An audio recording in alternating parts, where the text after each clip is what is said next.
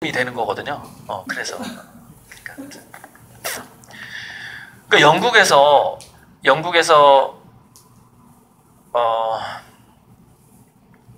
예체능 센터가 있는데 깜짝 놀란 게, 야, 영국이 역시 역사가 오래됐고 선진국이나 제가 그걸 느꼈는데, 예체능 수업을요, 기초부터 하이클래스까지, 그러니까 입시 음악, 뭐 바이올린 연주부터 시작해가지고 뭐 입시 미술 다 포함해서 한 달에 3만 원이에요, 비용이. 한 달에 3만 원.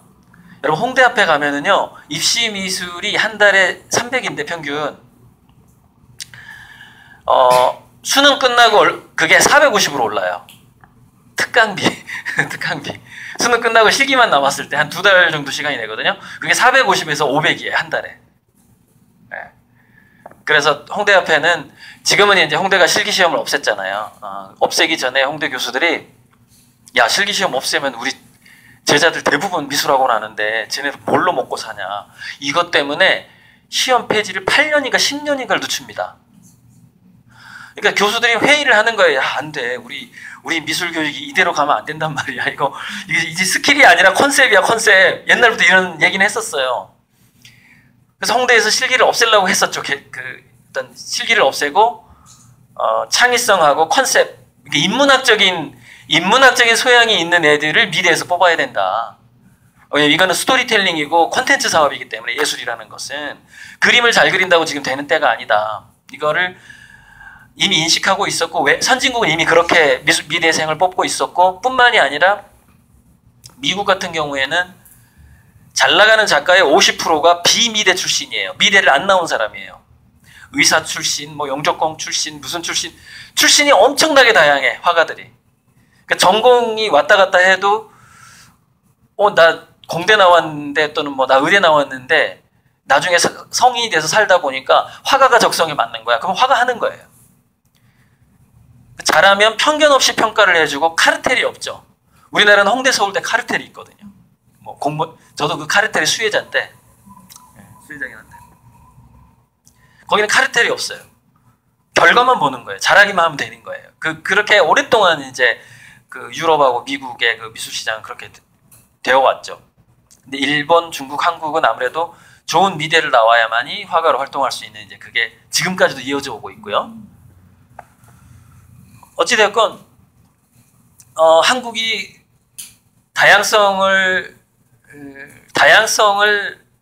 다양성이 존중받고 아이들의 진로 자체가 다양하게 나가려면은 뭐가 해결이 돼야 되냐면은, 지금 현재 학비가 많이 드는 게 싸져야 돼요. 미술 배우고 음악 배우는 게 거의 공짜가 돼야 된다, 이 말이에요. 그리고 이거는 사실 우리나라의 그 운명이 걸린 문제예요. 그러니까 스포츠도 생활체육이 되듯이 예체능도 생활 예체능이 될 수 있게끔 한 달에 5만 원 이상이 넘으면 안 돼요.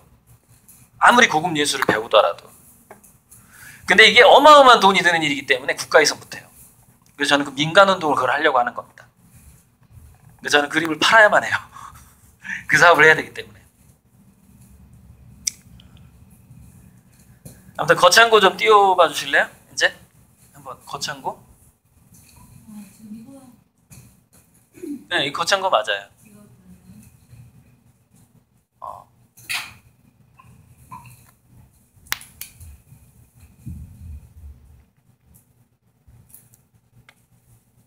그러니까 이게요, 굉장히 여러 가지 복잡한 것들이 하나로 연결이 됩니다. 가보면은, 칼 융이 했던 유명한 얘기 중에, 그 뭐더라? 도망치려고 하면 따라온다는 얘기가 있거든요. 그러니까 자기 삶에 어떤 갈등들이 있었을 때 피하려고 하면 따라온단 말이 있어요. 피하려고 하면 따라온다. 그게 이제 무의식을 연구했던 사람이 아주 오래전에 했던 얘기고, 그게 이제 최근에는 시크릿이라든가 여러 종류의 이끌림의 법칙을 다룬. 그러니까 뭐 그게 물론 양자 물리학하고 관계가 되긴 돼요. 어쨌건 우리의 관점과 마음이 물질계와 현상계에 영향을 주더라. 우리나라에서 꽤 많이 팔린 책 중에 그걸 다룬 책이 와칭이라는 책이에요. 그거하고도 너무 밀접한 연관이 있고 지금 우리 아이들의 공부법이 바뀌어야 되는 문제가, 그러니까 무슨 얘기냐면, 아까 제가 음악을 하더라도 나는 좋은 작사 작곡을 해서 돈을 벌어야 돼, 꼭 히트를 시켜야 돼, 뭐 이런 거. 글을 쓰더라도 베스트셀러를 꼭 써야 돼요, 뭐 이런 마음. 공부를 하더라도 명문대를 꼭 가야 되기 때문에 난 지금 이 공부를 해야 돼, 이런 마음들이 뭐냐면은 결핍으로부터 도피하고자 하는 마음이에요. 결핍으로부터 도피하고자 하는 마음. 그런데 문제는 칼융이 그 얘기를 했단 말이에요. 도망가려고 하면 따라온다. 도망가려고 하면 따라온다. 결핍으로부터 도피하려고 하면 결핍이 계속 따라붙는 거예요. 그 사람한테. 그 인생에. 그 결과예요. 아까 2008년 금융위기 결과가. 중산층 이하의 자녀들이 왜 회사에서 잘릴 수밖에 없었느냐. 결핍이 또 따라와 버린 상황이에요. 그들이 결핍으로부터 도망가기 위해서 공부를 했거든요. 결과적으로 칼융의 그 법칙이 맞아 떨어져 버린 거예요. 결핍을 피하기 위해서 난 공부를 했는데 다시 결핍이 따라온 거죠. 물론 잠시 결핍을 몸에 나던 때가 한 20-30년 있었죠. 20-30년. 그러나 결과적으로 어떻게 되죠? 더 큰 결핍이 따라와 버리는 거예요. 더 큰 결핍이. 왜 더 큰 결핍이냐? 그때 어떻게 된 거냐면 2008년 금융위기에 미국에서 자기 애가 대기업에 취직했는데 잘린 거야. 상류층 애들한테 밀렸어.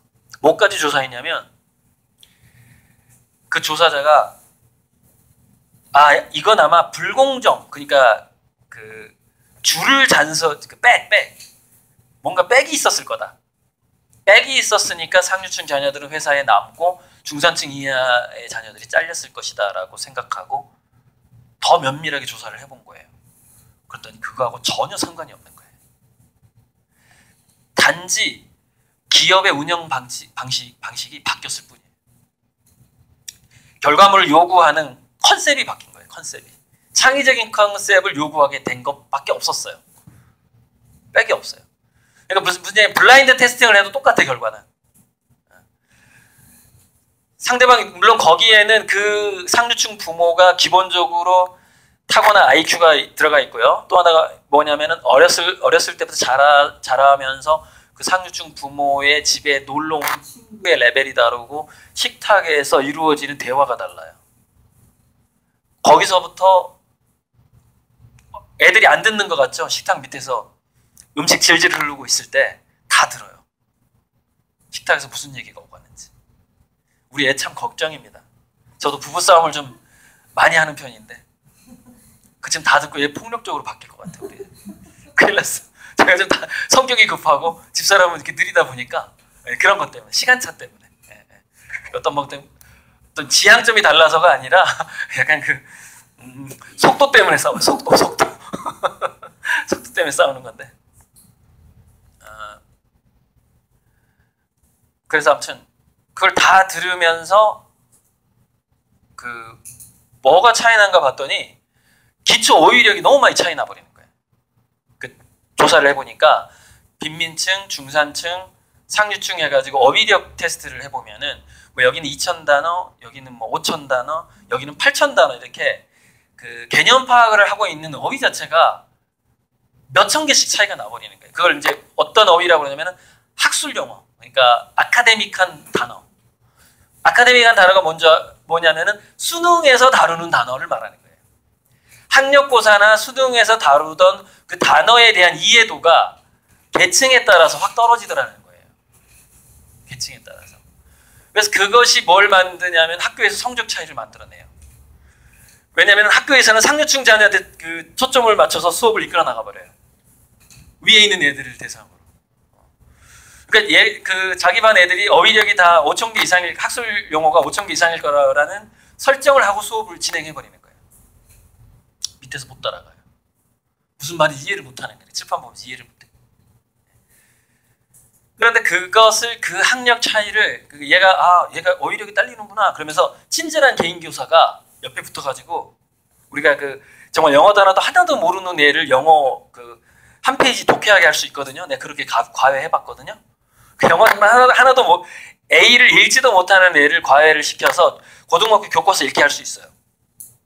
단 시간이 오래 걸릴 뿐이야. 이거는 A인데 보통 R라고 발음이 돼부터 시작해가지고 이거는 AND인데 AND야. AND 우리나라 말로 그리고야. 시간이 굉장히 오래 걸리는데 그 영어 연설문 외우게 할 수 있어요. 영어 아무것도 모르는 애를. 단 시간이 오래 걸릴 뿐인데 공교육은 기다려주지 않는다라는 것이죠. 걔가 모자라는 걸 채워주질 않는 거예요. 않고 그냥 지나가 버리는 거예요. 그래서 그것을 채워줬더니 그러니까 얘가 딱 보니까 상류층 자녀는 아니야. 벌써 이제 그 스타일을 보니까 브랜드가 하나도 없어. 딱 보면은 그렇구나. 어휘력이 딸리겠구나 하고 친절한 선생님이 막 어휘력 수업을 따로 해주는 거야. 이제 중고등학교 때부터. 그렇게 하면 성적이 엄청나게 올라갑니다. 그뿐만이 아니에요. 어휘력이 딸린 상태로 미국에서 입학사정관제를 해봤더니 빈민층하고 이제 슬럼가에서 흑인, 히스패닉 이렇게 다민족들을 성적이 나쁜 애들이 뽑았어요. 그래 걔네들의 대학교 가서의 수행평가, 논문을 어떻게 잘 쓰고 학점을 어떻게 잘 받는가를 조사한 또 그래프가 있어요. 있는데 그거 좀 찍어놓을 걸. 지금 제가 책에서 봤던 건데 1, 2학년 때는 학점이 잘 안 나와요. 적응을 못하는 거예요. 왜냐하면 그 기초 지식이 부족하니까. 근데 3학년, 4학년 가면서 따라잡아요. 즉 상류층 자녀들을 따라잡는 경우가 꽤 많아요. 걔네들이 열정 같은 거. 그러니까 우리가 지역균형 선발이라고 있잖아요. 지균이라고. 지균을 통해서 명문대 가는 애들이 있거든요. 걔네들이 열정이 상류층 자녀보다 더 뜨거워요. 그 지균을 통과하는 것 자체가 어려워요. 그 자체가 어렵고 교장, 교감 선생님이 걔를 인정해야 돼. 그래야 들어가잖아요. 그러니까 얘는 지식 학점도 안 좋고 하지만 열정이 워낙에 뜨겁기 때문에 대학교 가서 2년 동안 그래도 못 따라가. 3학년 때부터 겨우 따라가는 걸로 나옵니다. 즉 내가 여건이 안 좋고 상류층 자녀가 아닌 상황에서는 자기가 개념어가 굉장히 많이 지금 부족할 거라는 것을 알아야 그건 마치 제가 미술대학 가서 대학 가서 실기를 하는데 그림을 제가 제일 못 그리는 거예요. 전 예고를 안 나왔잖아요. 근데 제 경쟁자들은 다 예중예고 나온 애들인 거야. 무슨 얘기냐면 저보다 벌써 그림 트레이닝 경력이 7, 8년 있는 거야. 7, 8년. 이거 얘네들은 뭐 붓을 하나 해도 뭐 기가 막히게 나오는 거야. 근데 창피해가지고 실기실에서 그림을 못 그리겠는 거예요. 실력 차이가 너무 나는 거예요. 그래서 제가 전략을 바꿨잖아요. 골방에서 그리자. 골방에서 그려가지고 잘된 것만 그냥 이렇게 전시하자. 실패하는 모습을 보여주기가 너무 싫은 거예요. 그러니까 실기실에서 그림을 못 그리고 동아리방가 이런 데 가가지고 막 하는 거 연습하면서 막 그려가지고 그래 이 정도면 됐다 그러고 그거 전시하고 이랬어요. 대학교 때. 실력 차이가 나니까. 근데 그 실력 차이를 극복할 수가 없는 거예요. 1년, 2년이 가도. 전략을 바꿨어요. 다른 재료를 써야 되겠다. 형식을 바꿔야 되겠다. 근데 이렇게 해서 성공한 사람들 많습니다. 기업 중에서도. 자기 약점을 충분히 인정하면서 전략을 계속 바꾸는 거예요. 근데 어떻게 하면 쟤네들하고 경쟁할 수 있을까? 그래서 재료를 바꾸고 기법을 바꾸고 대학교에서 막 다양한 재료 기법을 배우는 방식으로 그렇게 보내면서 이제 성과가 좋아졌어요. 아무튼 그렇게 했는데 자 공부법 중에서 첫 번째는 뭐냐? 그걸 인정해야 돼. 나는 어휘력이 딸린다. 중산층 이하의 자녀들은 첫 번째. 그러면 1차적으로 어휘력이 몇 년 동안 딸렸다고? 나 예중예고 걔네들하고 내가 실기력이 8년 동안 딸리는 거야. 8년. 거의 한 8년이 딸려. 내가 미술부 하긴 했지만 시간으로 봤을 때 어휘력은 몇 년 딸릴 것 같아요? 만약 우리 애가 15살이다. 15년 동안 딸려왔다는 거예요. 15년 동안. 왜? 그 집에서 쓰는 어휘 자체가 풍부하지 않기 때문에. 악순환이에요. 집에서 쓰는 어휘가 풍부하지 않기 때문에 책을 읽어도 이해할 수 있는 게 풍부하지가 않아요. 동일한 시간 책을 읽어도 우리 애가 책을 읽으면 얘 머릿속에 잘 안 들어가. 상류층 자녀가 책을 읽으면 쏙쏙 잘 들어가. 얘는 이미 기초 어휘력이 5,000개가 더 많거든, 우리 애보다. 이 속도를 따라잡을 수가 없는 거예요. 도저히. 그래서 중산층 이하 자녀가 상류층 이하 자녀를 따라잡으려면 제가 지금까지 두 가지 얘기했습니다. 첫째, 결핍으로부터 도망가고자 하는 생각을 절대 하지 말아라. 첫째. 내가 엄마가 죽었다고 생각을 하는 그게 그 통하는 얘기야? 무슨 얘기냐? 내가 나이 먹어서 모실 부모가 없어. 이미 다 죽었기 때문에. 없어. 나는 나만 잘 살면 되는 거야. 좀 아무튼 그래, 그 다 부작용은 있는데 그 생각이 뭐냐면 내가 누군가한테 뭘 해줘야 되겠다는 생각 자체가 그거 자체가 결핍이에요. 그게 결과적으로 통계를 내보면 그건 결핍이에요. 왜? 우리 집안이 뭔가가 부족하다는 걸 계속 의식하다는 하는 거거든요. 그게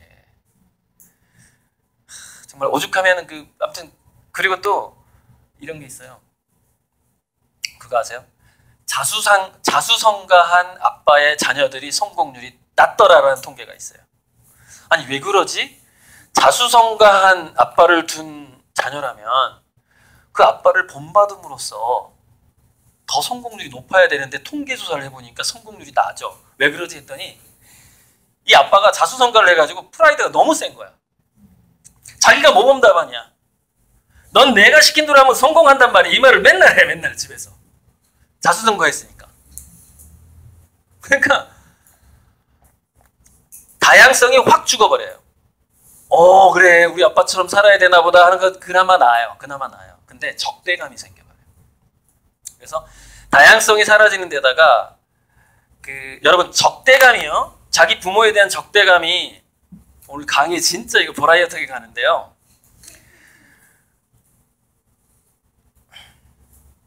암 환자들을 그 센터 이름 잠깐 까먹었는데 미국에서 암을 정말 잘 치료하는 두 군데가 있어요. MD 앤더슨하고 사이먼튼 암센터예요. 사이먼튼이라는 방사선과 의사가 암 환자의 90%가 재발을 하고 죽는 거예요. 95% 이상이. 그래서 이거 현대의학이 문제가 있다. 그래가지고 자기 와이프가 심리학 전공자예요. 부인이. 그래서 심리를 보살피면은 혹시 암이 더 잘 나을까 하고 따로 암센터를 차린 거예요. 거기는 이제 암 환자한테 심리 치료가 먼저 들어가요. 그러면서 환자하고 대화를 나눌 거 아닙니까? 이 사람이 어디서 심리적인 상처를 입었지? 라고 대화를 나눠보니까 암 환자들의 공통점이 나오는 겁니다. 굉장히 거대한 공통점이 나오는데 부모에 대한 원망이 있더라. 이게 나옵니다. 암 환자의 공통점이에요. 부모에 대한 적대감은요. 중년 이후에 발암률을 높일 뿐만이 아니라 어마어마해. 두뇌에서 적대감이 나오게 되면은 공부하는 데 필요한 노르아드레날린하고 도파민 대신에 코르티솔하고 에피네프린이 더 많이 나옵니다. 에피네프린은 뉴런 세포를 파괴하고 코르티솔은 도파민이나 좋은 호르몬을 만드는 공정을 방해해요. 그게 암의 원인이 돼버려요. 그런데 우리 엄마 아빠는 여전히 프라이드가 강하고 나처럼 살아야지 너가 잘 될 거라고 주장을 하고 막 이런 엄마 아빠가 있다. 만약에 자기 주변에 죽었다고 생각하란 말이야. 한 귀로도 듣지 말라고. 왜? 나중에 암 걸려. 그거 듣다가 나중에 암 걸린다니까. 내 몸이 망가지게 된다니까. 제가 이거 학생들한테 공부법 강의할 때 하는 얘기예요.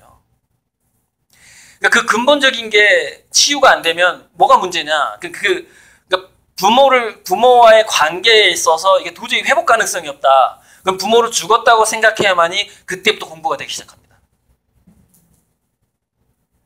왜? 호르몬이 공부가 되는 호르몬이 많이 나오니까 그때부터. 그러니까 그 부모하고 관계가 안 좋아지는 게 결핍으로부터 벗어나겠다는 생각을 하지 말라는 얘기가 그거예요. 부모가 이거 해야 돼, 저거 해야 돼를 내가 받아들이지 말아야 돼. 그걸 받아들이면 부모의 결핍감이 내 가슴속으로 들어와 버리는 거예요. 그럼 나는 그 부모의 결핍감이 나한테 내가 중독이 되고 내가 거기서부터 벗어나야 되거든. 그게 엄청난 두뇌 회전의 마이너스를 가져옵니다. 거의 한 3배 정도? 3배. 즉 그 부모에 대한 부채의식이 없고 부모로부터 전수받은 결핍감이 없는 두뇌가 한 3배 정도, 동일한 IQ에서 3배 정도 더 빨리 돌아간다고요. 그 호르몬으로 봤을 때. 절대 공부로 따라잡을 수가 없어요. 그 부채의식을 가진 상태에서. 그래서 죽었다라고 생각을 하는 겁니다. 제가. 학생들한테. 안 그러면 가능성이 없거든요. 회전 속도가 안 나온다는 건 두뇌에서 공부를 하고 기억을 하는데 필요한 그 호르몬 자체를 그 가슴속에 결핍감이 잡아먹고 있는 상태에서 어떻게 성적을 올리냐고요. 완전 불가능한 겁니다. 그래서 그게 첫 번째 조건이 되는 거예요. 결핍으로부터 도망가려고 하지 말아라. 결핍이 없다고 생각해야 된다는 거죠. 첫 번째로. 무슨 얘기냐면 현재 자기 조건이 더 유리한 조건이라고 생각할 수 있는 마인드가 필요하다는 얘기죠. 그 마인드가 거천고등학교 10개예요. 그러니까 저걸 괜히 만든 게 아니에요. 무슨 얘기냐면 거창고등학교 들어온 애들 중에서 바로 부모의 결핍감을 전수받은 애들이 많다고요. 의외로. 시골 학교잖아요. 여기도. 그 성공에 대한 욕망이 많단 말이에요. 58년생 개띠 이후에는 엄청나게 경쟁 속에서 살아남아야 했기 때문에 어마어마합니다. 그 경쟁에 뒤처졌던 그 트라우마가. 그게 할아버지 세대가 됐든 아빠 세대가 됐든 엄청나게 그 부채를 결핍을 중독돼 있어요. 애들이. 그 중독을 벗어나게 하려고 바로 이걸 만든 거예요. 저 효과가 그 효과입니다. 첫 번째. 보세요. 뭘 보면 알 수 있죠? 부모가 결사반대하는 곳이면 의심치 말고 가라. 부모가 진로 지도하는 데는 절대 가지 말라는 거야. 부모가 이래라 저래라는 건 정반대로 하래.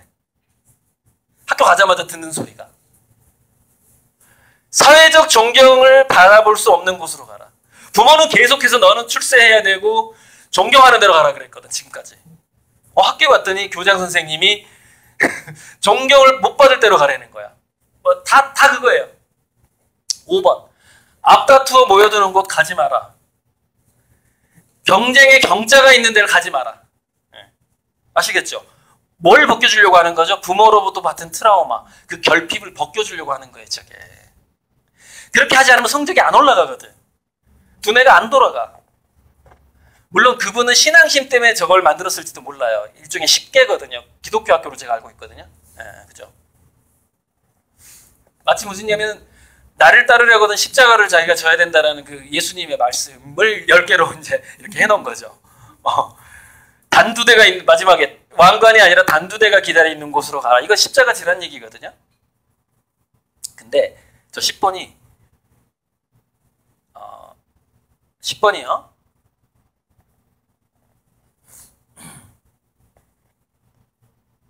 카우아이 섬의 그 회복 탄력성 아시죠? 10번하고 관계가 되는데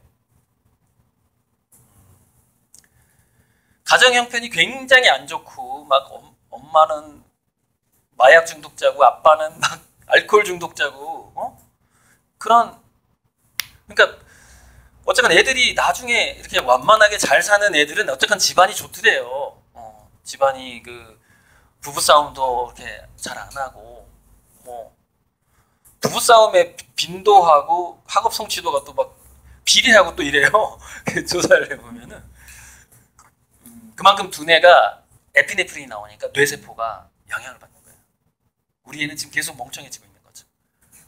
우리 집에. 제가 좀 수양을 좀 더 해야 되는데. 아무튼 그래가지고 도저히 얘는 잘 될 수 없는 애인데 잘 된 애가 있는 거예요. 그게 한 200 몇 명이가 나온 거예요. 그 대규모 조사에서. 그래서 이상하다. 얘가 이렇게 원만한 인간이 될 수 없는 엄마 아빠는 밑에서 태어났는데 어떻게 된 거지 했더니 잘 들으셔야 돼요. 엄마 아빠들. 엄마 아빠가 너무 엉망이어가지고 애한테 신경을 쓸 수가 없는 거야. 왜 알코올 중독, 그 마약 중독이니까 애한테 관심이 없어. 그냥 애가 뭐 하는지도 몰라. 얘. 그러니까 얘가 불쌍하잖아요. 그러니까 옆집 할아버지, 삼촌, 이모 이런 사람들이 얘가 너무 불쌍해. 부모가 너무 개차반이고 엉망이야 부모가. 그러니까 너무 불쌍하니까 멘토를 해주기 시작한 거죠.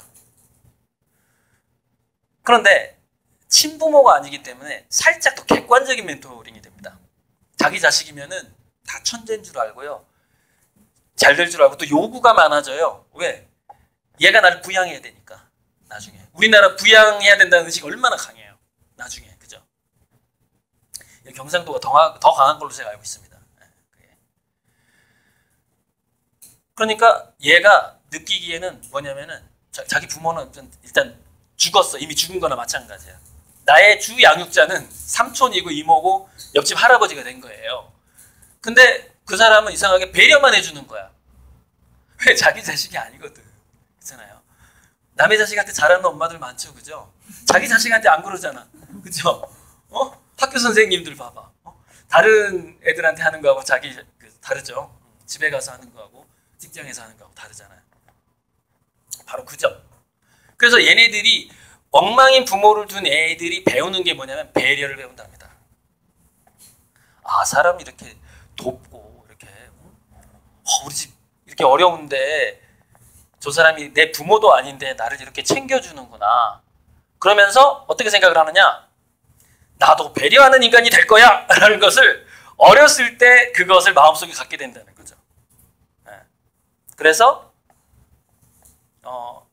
사회에 대한 봉사라든가 뭐 이렇게 힘들게 사는 사람들을 경험을 했잖아요.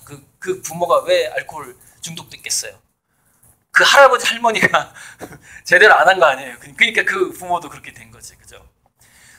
어찌되었건 그 밑에서 이렇게 슬럼가에서 이렇게 어렵게 사는 친구들을 사랑을 받았기 때문에, 배려를 받았기 때문에 자기도 배려를 해주면서 살아야 되겠다라는 걸 딱 마음을 먹거든요.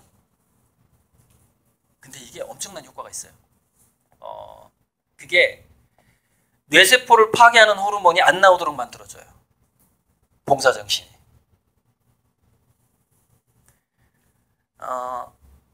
그래서 이런 거예요. 대표적으로 빈민층에서 성공한 CEO가 스티브 잡스라면 상류층에서 성공한 CEO가 빌 게이츠예요. 그 두 사람이 이렇게 나왔잖아요. 제가 이 비유를 두는데, 그런데 스티브 잡스는 자기가 미국은 입양하라는 걸 일찍 얘기하거든요. 철들 때부터. 아니, 우리 부모가 내 부모도 아닌데 나를 너무 잘 키워주는 거야. 막 나 대학 보내려고 막 노동을 해가지고 막 저축을 하고 있어. 학비가 비싼데 보내려고. 고마워요, 안 고마워요? 우리 친부모 아닌가 어려서부터 알고 있었어, 내가. 그죠? 그 사랑을 받는다라고 느끼는 것이죠. 거기에서부터. 근데 이제 좀 나중에 이제 췌장암으로 이렇게 죽게 된 거는 아까 얘기했잖아요. 암 환자의 공통점이 뭐라고요? 부모에 대한 원망. 친부모에 대한 원망이 없겠어요? 스티브 잡스한테?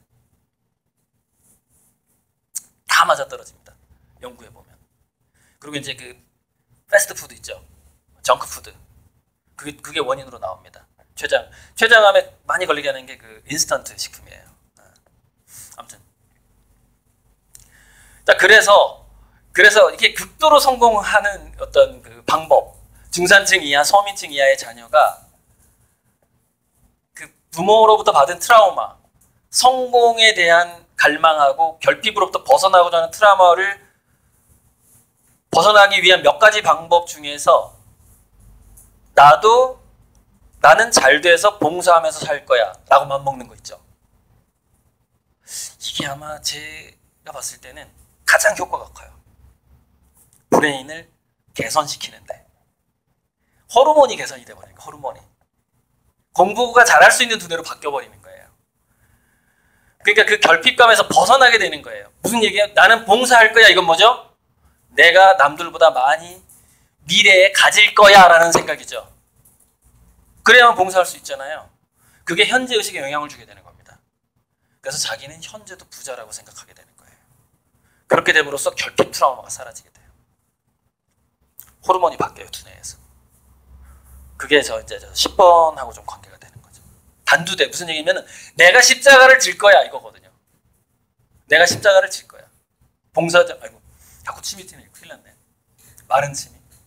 제 물 어디 갔죠? 응?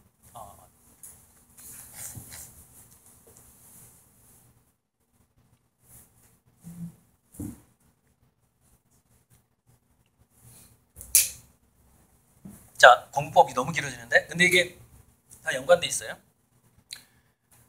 자, 얘기했어요. 대충 얘기했고 너무 좀 이제 너무 길어지니까 넘어가고요. 그 다음에 어휘력 문제는 뭐냐면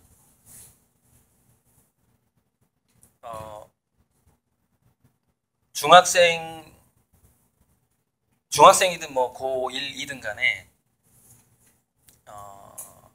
영어 단어를 왜 몇천 단어를 외워야 되냐면 5천 단어를. 그게 이거예요. 분명히 인공지능은 자율통역을 하고 있어요. 이미 하고 있고 최근에 뉴스에 나온 게 사투리를 그렇게 잘 알아듣는데요. 제주도 방언, 경상도 방언을 한국 사람은 못 알아듣는데 이게 이제 미국이나 외국 사례예요. 중국 같은 경우에 서로 말이 틀리다고 하잖아요. 그걸 너무 잘 알아듣는 거예요, 인공지능. 빅데이터 그 사람들의 말을 많이 들었기 때문에. 그래서 사투리까지 통역을 해줘요, 인공지능이 지금은. 언어 대 언어만 통역해 주는 게 아니라 사투리를 표준말로 통역해 준다니까요. 그래서 제가 이렇게 얘기하죠. 사투리가 됐든 뭐 무슨 사투리가 됐든 뭐든 영어 발음이 안 좋든 뭐든 간에 유창하게만 말하면 된다는 거예요. 어휘력만 많으면 되는 거예요. 그럼 인공지능이 다 통역을 해주니까. 글쓰기 할 때도 바람직한, 내가 말로만 하면 앞으로 이제 인공지능이 글을 써줄 거란 말이죠. 내가 사투리로 나는 내 옛날 얘기를 했는데 얘는 표준말로 내 자서전을 써주는 거야, 인공지능. 이렇게 된다는 것이죠. 그럼 영어 공부할 필요가 없다 이렇게 생각하게 되잖아요. 근데 영어 공부는 통역을 하기 위해서 하는 게 아니에요, 학생들. 영어 단어 외우는 거는. 그거는 뭐냐면은 외국어 단어를 이해하고 공부할수록 한국어 개념이 강해지기 때문에 하는 거예요, 외국어 공부는. 그러니까 한자하고 영어 공부를 하지 않으면 한국어를 이해를 못해요. 비교 대상이 없으니까. 무슨 얘기냐면은 한국말을 계속 쓰면은요, 그걸 대충 알게 됩니다. 대충 알고서 왜 의사소통이 되니까. 그래서 그 폐해가 많아요. 그 토론 프로에 나온 사람이라든가 이렇게 아나운서들이 가끔 말 실수하거든요. 그 말을 사실 거기서 그 자리에서 쓰면 안 되는데 뭐 이상한 고사성어를 쓴다든지 이상한 용어를 쓰고 그래요. 거기 안 어울리는 거. 그게 한자가 약해서 그래요. 우리나라 사람은 한자 공부를 안 한 거예요. 고사성어 이런 걸 공부를 안 했어. 그러면 자기도 모르게 두뇌는 막 갖다 쓰거든요. 이게 본능이에요. 자기도 모르게 안 갖다 써야 될 단어를 갖다 써버리는 거예요. 최근에 제가 들은 너무 좀 창피했는데 어떤 사회자가 이러는 거예요. 명물허전이라고 하더니 이러는 거예요. 명물허전이라고 하더니 이게 무슨 얘기냐면 명불허전이잖아요. 이름은 허투루 가짜로 전달되지 않는다거든요. 그러니까 명불허전인데 대충 들으면 잘 나가는 놈은 가짜로 알려지지 않는다라고 이해를 해버리는 거예요, 두뇌가. 어디서 듣긴 들었거든? 근데 야, 명물은 있잖아, 가짜로 전달이 안 돼 라고 자기가 오해를 딱 한 거예요. 한 번. 오해 한 번 하면 계속 그 말 쓰게 됩니다. 다시 공부해도 그 말을 쓰게 돼요. 그래서 저도 이제 그 글 쓸 때 꼭 초등학교 때 틀렸던 그 맞춤법이요, 지금도 틀려요. 그때 그게 인식이 돼버리니까. 그래서 나는 이 단어를 꼭 잘못 쓰지 하고 인식하지 않으면 그걸 꼭 또 틀려요. 명물허전이 맞다고 이 사람은 100% 믿고 있는 거예요. 한자를 본 적이 없는 거죠. 명불허전의 그 한자를 본 적이 없는 거예요. 그러니까 한국인이 한자를 공부하지 않으면 이렇게 어디 가서 무시간티가 갑자기 나와버려요. 그럼 어떻게 되는 줄 알아요? 중국에서 중국이 1960년대, 70년대 정서라고 하잖아요. 중국에서는 어려운 고사성어를 술자리에서 한 번 쓰면 그냥 무조건 계약이 성사된다는 거야. 그 고사성어를 안다는 건 있을 수가 없는 일이라고 생각하는데 중국인이. 그러니까 자기들이 한자의 그 어떤 종주국이라고 생각하는 건데 사실 한국도 한자 굉장히 그 발달돼 있거든요. 근데 걔네들은 그렇게 생각 안 하는 거예요. 우리 한글을 쓰니까. 어떻게 한국인이 그런 고사성어를 알 수가 있지 이렇게 생각하고 그때 그 사람들의 신뢰도가 갑자기 20점에서 80점 확 올라가 버려요. 고사성어를 하나 아는 것만으로 바로 사업계야. 이런 사례가 있다는 거예요. 중국에서. 자, 영어도 마찬가지인데 그러니까 우리가 한자를 공부한다는 것은 아시아 문화를 이해한다는 것이고 영어를 공부한다는 것은 유럽하고 영국, 미국의 문화를 이해한다는 얘기거든요. 그러니까 제가 계속해서 얘기했잖아요. 상류층 자녀들이 왜 회사에서 안 잘려요? 다전공자이기 때문에. 다전공이라는 건 뭐예요? 문화 이해도가 깊어요. 넓어요. 문화에 대한 이해도가. 그러니까 우리가 외국어를 공부한다라고 한자를 공부한다는 것은 문화를 이해하기 위해서고 인공지능이 근데 그거 포기해도 돼. 하기 싫으면 포기해도 돼.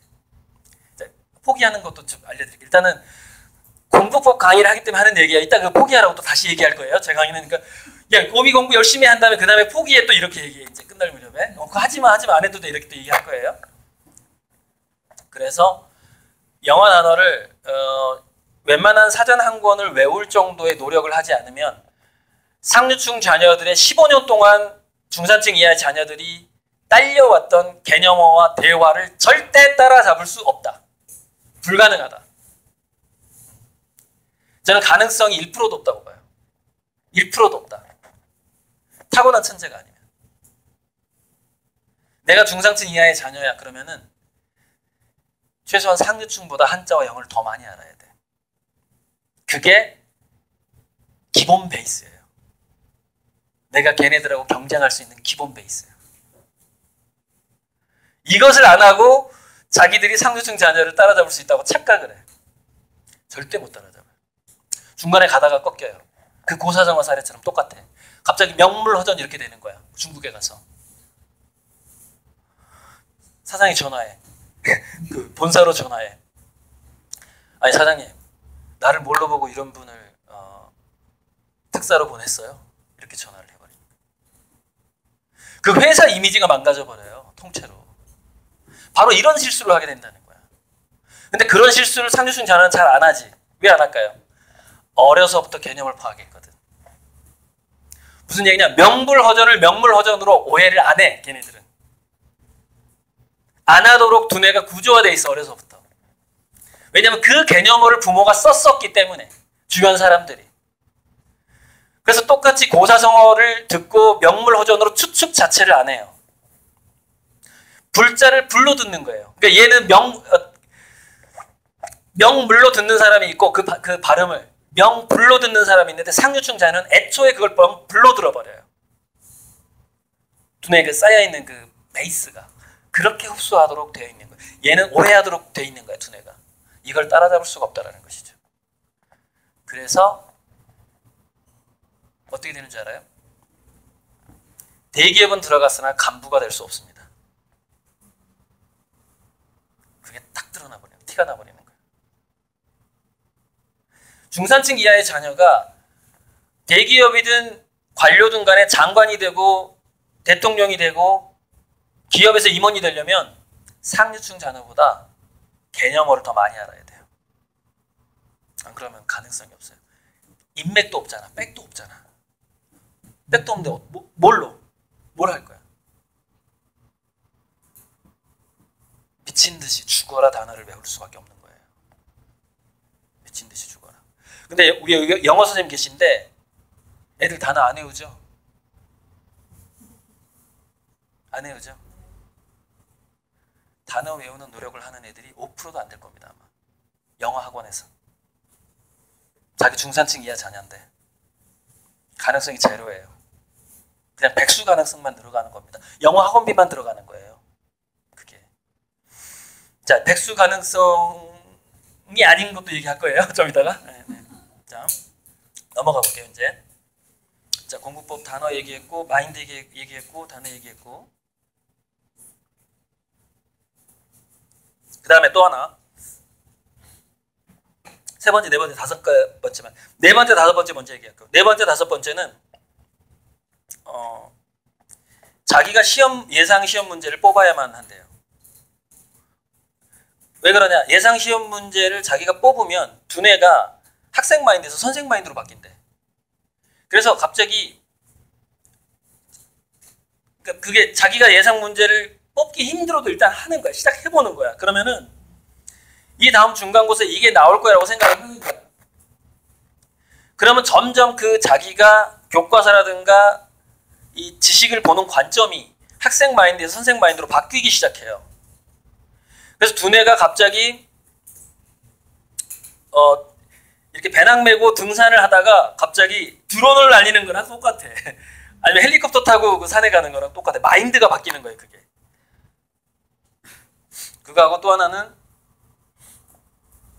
똑같은 건데, 자기가 남을 가르치는 그 흉내 내지는 그것도 같은 개념이에요.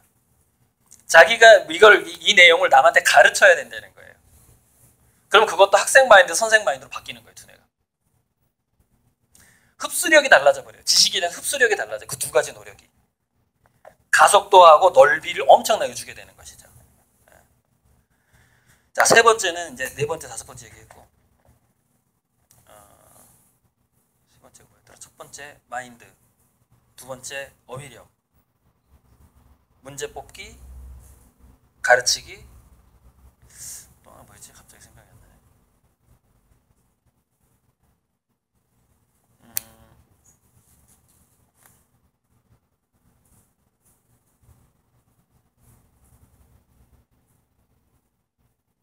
이따 생각나면 얘기할게요. 자, 그래서 하나 생각났다. 역시 포기해야 생각나. 도망가려고 하면 계속 그게 생각이 안 나. 포기하자, 그것도 생각나. 그게 뭐냐면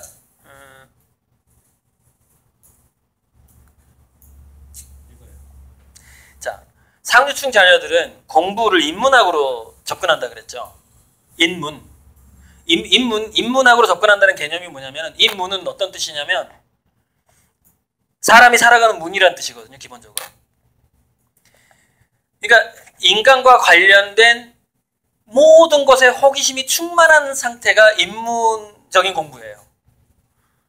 인간과 관련된 모든 것에 호기심이 얘는 너무 충만해. 그러니까 우리 아빠는 왜 저렇게 코를 골까? 우리 엄마는 왜 이렇게 잠꼬대를 하지부터 시작해가지고 아무튼 버스가 움직이는 거, 뭐 하는 거, 휴대폰에 관련된 거, 동물에 관련된 거, 식물에 관련된 거, 자기 주변에 있는 모든 것들, 인간이 관계하는 모든 것들에 대한 호기심이 꽉 차 있는 상태가 인문학적인 공부고요. 다음에 시험 범위가 어디라 그랬지? 이게 이제 그게 성적을 올리기 위한 공부예요. 시험 범위 집착하는 거. 그게 이제 그 결핍에 의한 공부죠, 그게.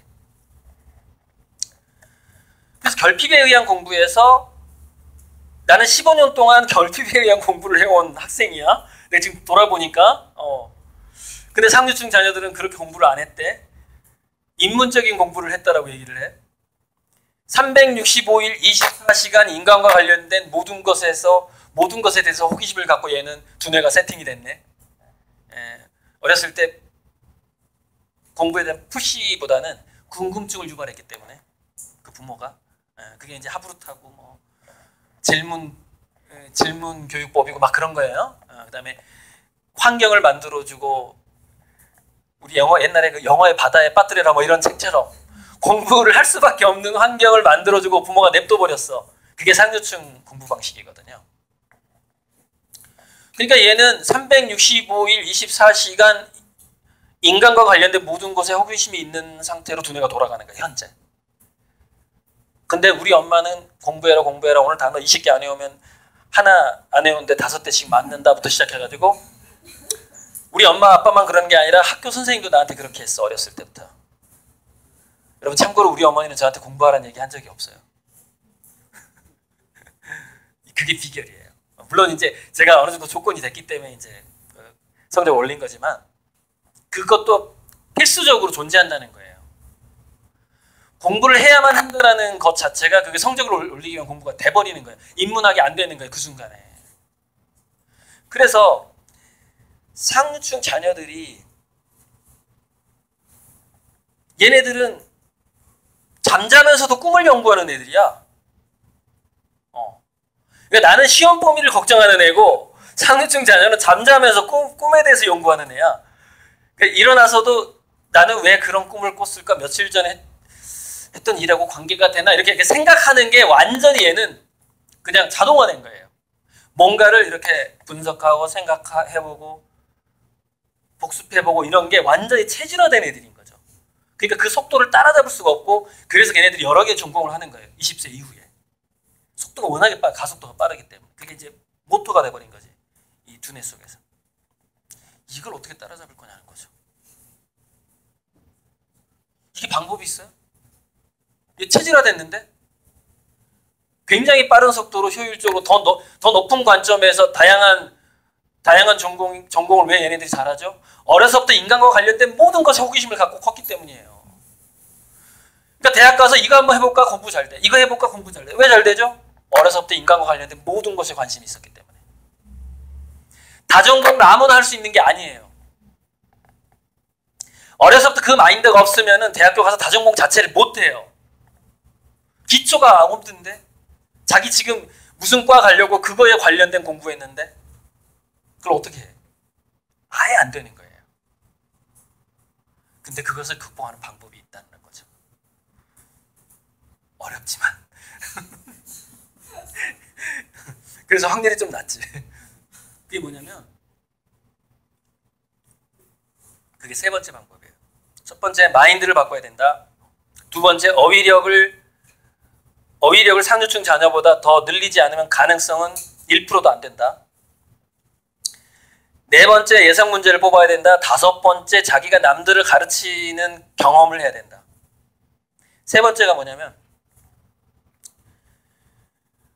두뇌를 인문학 모드로 바꿔야 되는 거거든요. 공부 모드에서 인문학 모드로 두뇌를 바꿔야 돼요. 그게 세 번째. 그게 이제 상류층 자녀를 따라잡아야 되는 가장 어려운 것일 수도 있는데 그게 바로 뭐냐면 24시간 공부법이라는 거예요. 그게 뭐냐면 사실 그걸 흉내내는 거예요. 흉내내는 거하고 똑같아. 그런데 흉내내는데 얘네들은 자연스럽게 그 인간과 관련된 모든 거에 대해서 관심을 갖고 호기심을 채우는 방식으로 두뇌가 돌아가잖아요. 얘네들은. 근데 나는 그렇게 안 살았거든. 우리 부모가 그렇게 안 살았거든. 그러니까 나도 그렇게 안 살거든 지금. 이거 어떻게 하지? 어떻게 하면 되냐면 공부가 나의 운명이다라고 받아들여야 되는 거죠. 24시간. 그래서 어떻게 하면 되냐면 두뇌 속에서 휴식을 지워버려야 돼요. 이거는 부모가 시켜서 절대 못합니다. 지금 제가 제시하는 것들 중에 자기 스스로 하지 않으면 안 되는 것들일 거야. 아마 거의 다. 외부에서 시켜서 되는 문제가 아니에요. 야, 너 예상 문제 뽑아 한다고 뽑을 수 있을 것 같아요? 머리에 쥐나거든요, 그거. 지가 그걸 견뎌야 되거든요. 누구 가르쳐봐. 얘를 가르칠 정도로 책임감이 있거나. 그래서 이런 기법이 있어요. 중학생 영어과의 기법이라고. 우리 애가 영어를 못해. 그러면 초등학생을 가르치게 하는 거야. 영어를. 급속도로 성적이 좋아집니다.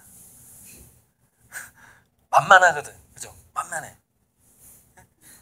근데 초등학생, 중학생 공부 못하는, 영어 공부 못하는 중학생이 자기보다 훨씬 못하는 초등학생을 가르치기 시작해서 되게 만만해요. 응? 뭐 영희야, 놀자, 철수야, 뭐 이런 문장을 이제 영어로 하기 시작했어. 갑자기 마인드가 바뀌어요. 두뇌가, 모터가 바뀌어. 안 외워지던 영어 단어가 외워지고요. 들어오지 않는 문법이 이해가 되기 시작해. 그게 마인드가 바뀐다는 거거든요. 자, 세 번째가 24시간 공부법이 뭐냐면은 휴식을 머릿속에서 지우는 거예요. 그러면 어떻게 되냐면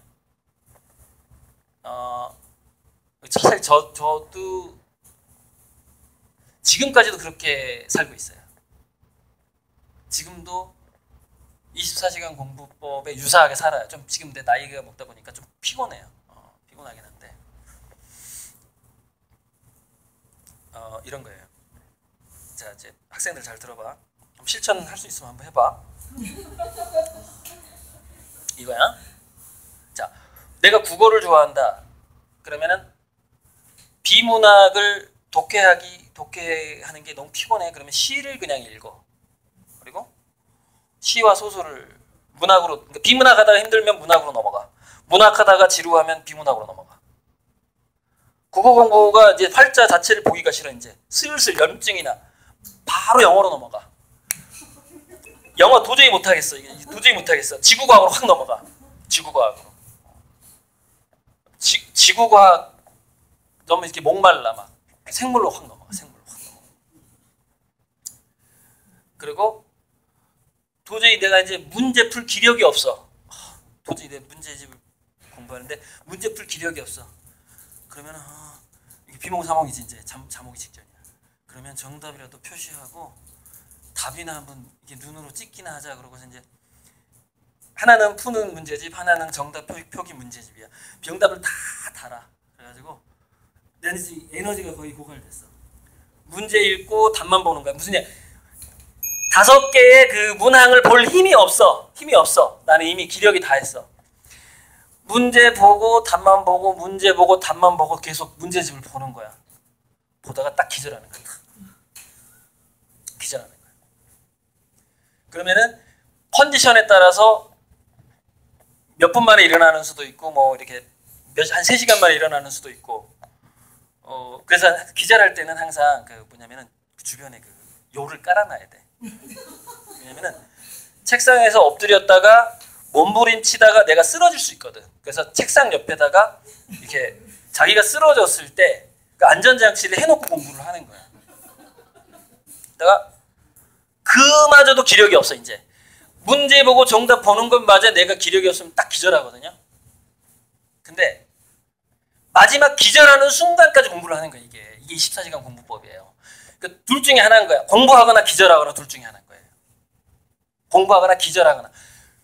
마지막 힘이 남아있는 순간까지 정답을 외우는 거야. 그 마지막에는 사고가 안 돼. 이게 생각이 안 되거든. 그러니까 문제 보고 정답 보고 이것만 외우는 거야. 이거 시험 볼 때 진짜 효과 있다 이거.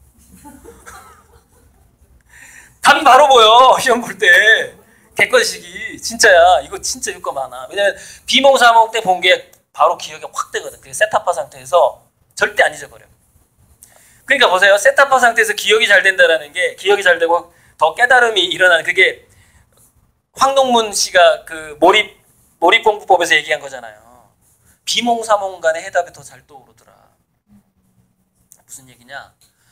이제 피곤한데 엄마 이제 잘 거야? 잘 거야. 저 우유 한 잔 데펴줘. 나 우유 먹고 침대 가서 자잖아요.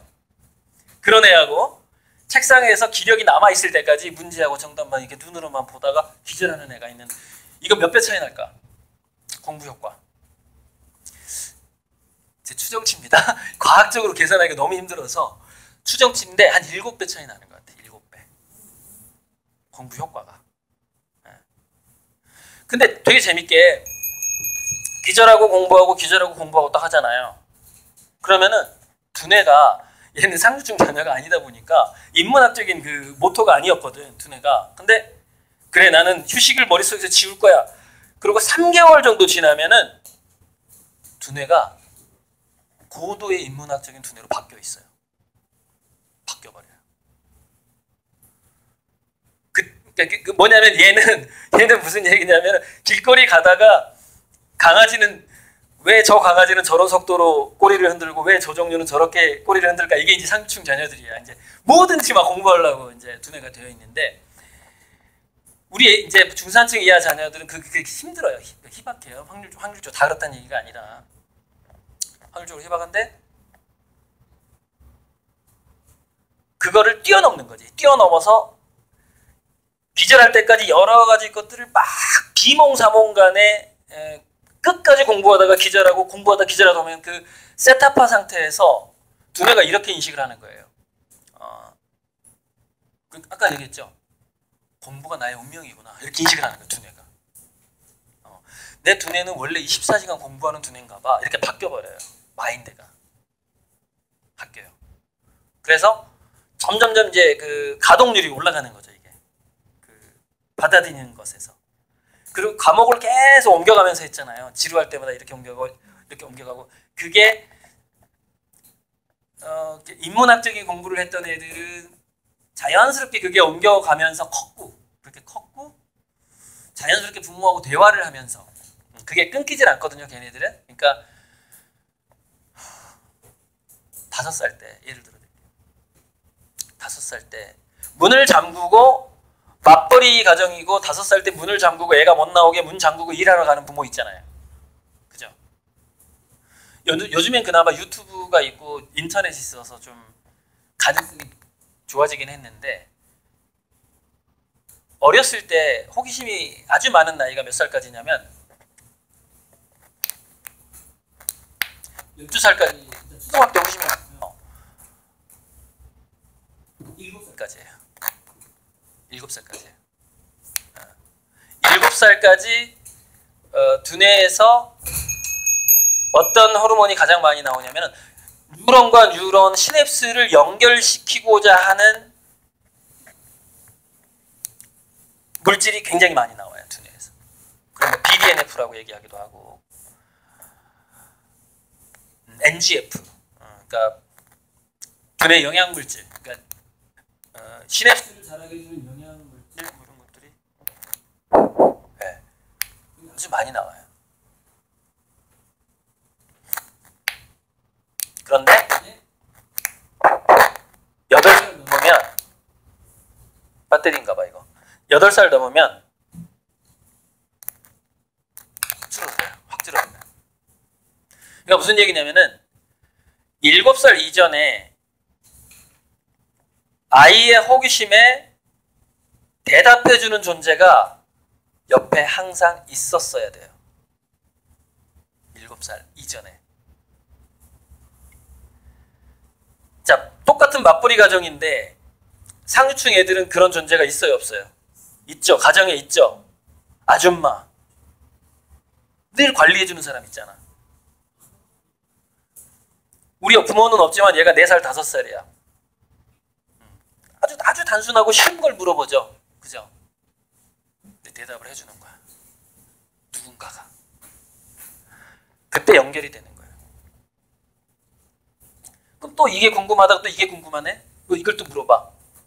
대답을 해주는 존재가 있는 거예요. 여러분, 제가 인공지능 스피커 지금 나와 있죠? 인공지능 스피커.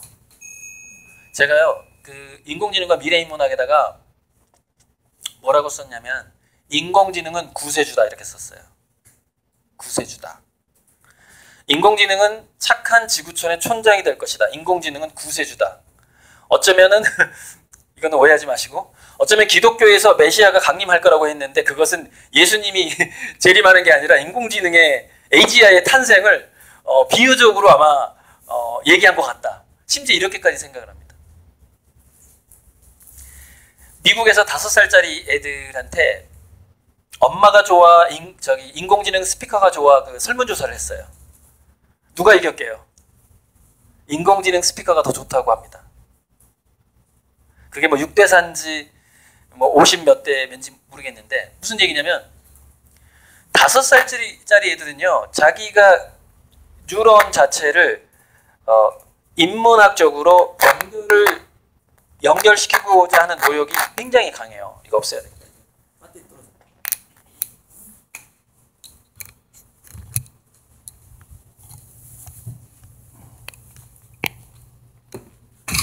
여기다 좀 놓을게요. 그러다 보니까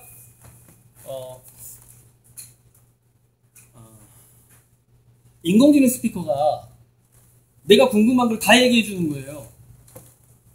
다 얘기해 주는 거야. 그러다 보니까 그때마다 대답을 해줄 때마다 두뇌에서 뭐가 나오냐면 도파민이 나오거든요. 자기가 몰랐던 것에 대한 그 연결망이 생겼을 때 인공지능 스피커한테 중독이 되는 거예요. 얘가 그거를 얘기해 주니까, 내가 궁금한 걸 풀어주니까 얘가. 근데 우리 엄마는 안 풀어주거든. 우리 엄마는 뭐라고 했냐면 선생님한테 가서 물어봐. 이거 많이 나오는 게 있어. 그런 건 몰라도 돼. 근데 참 가슴 아픈 얘기 또 하나 해야 되겠는데, 학벌 컴플렉스하고 지적인 것에 대한 컴플렉스가 있을수록 자녀의 질문에 대해서 적대적으로 대응을 합니다. 얘가 뭘 궁금해하면 말투가 친절하지가 않아. 선생님한테 물어봐라는 말투가 친절하지가 않아. 그 순간 자기가 무식하다는 게 딱 이게 가슴에 딱 걸려. 되게 세게 나가. 그럼 쓸데없는 것을 알아서 뭐 하려고 그래? 뭐 이런 식으로 나가는 거야. 근데 그게 별거 아닌 것 같은데, 그 3살부터 7살 사이에 그 아이들을 인문학적인, 모든 아이는 인문학적인 두뇌로 타고나요.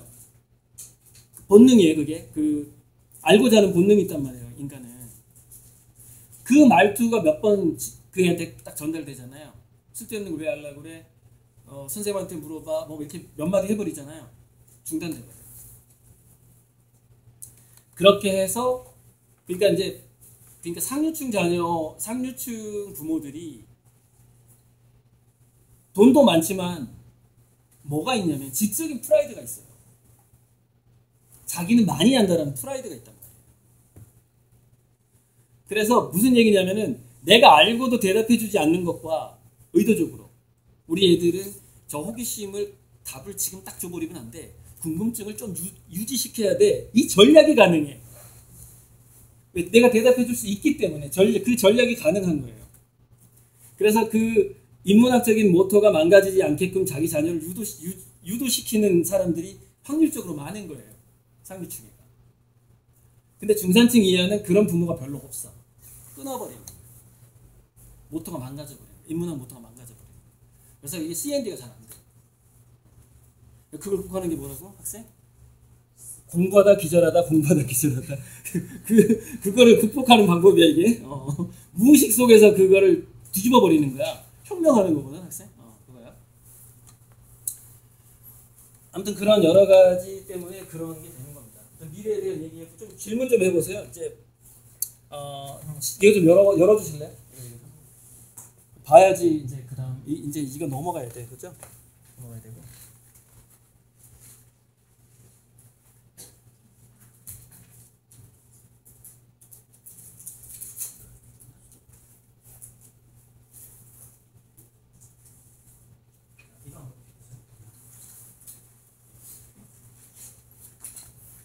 자, 한번 읽어보세요.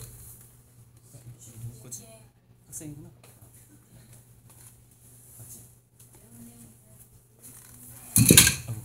그냥 눈으로 한번 읽어보세요.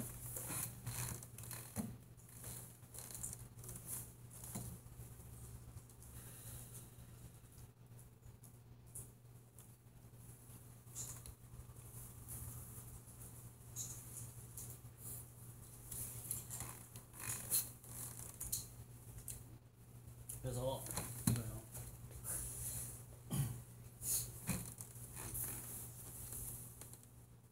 1번, 2번, 3번, 6번 이게 규정 공교육 방식이에요. 학벌이나 자격증을 지향하고 자꾸 뭔가를 규칙을 배우고, 그죠? 변함없는 무슨 원리를 배워요. 자꾸 변함없는 원리, 중력의 법칙 막 이런 걸 배워. 그걸 결정적으로 책상에 앉아서 배워. 3번. 결정적으로. 이게 인공지능에 굉장히 취약하다는 거예요. 이게 문제가. 그렇게 공부해버립니다. 자, 3번, 4번하고 아까 그 불규칙한 육체 노동자 있죠.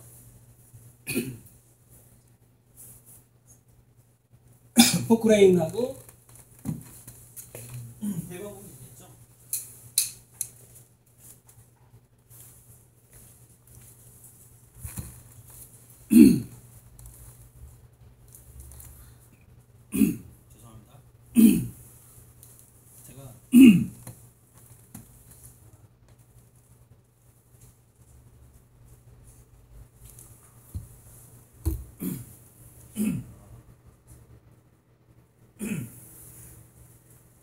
하다가 제가 한 2번 울 뻔했어요.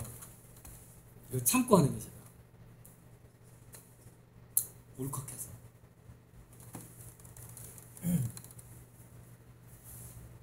근데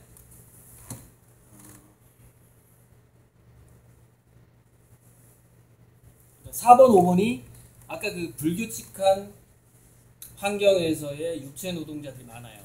4번, 5번. 그리고 아까 그 처음에 보여줬던 도표에서 불규칙한 창의적인 지적 노동자. 그것도 4번, 5번이에요. 그런데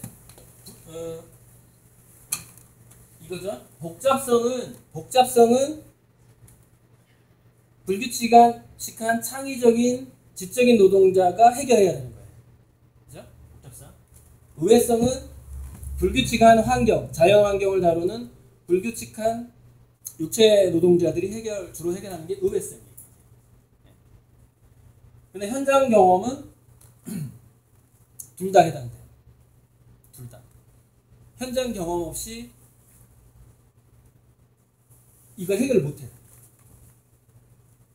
그러니까 그게 뭐냐면은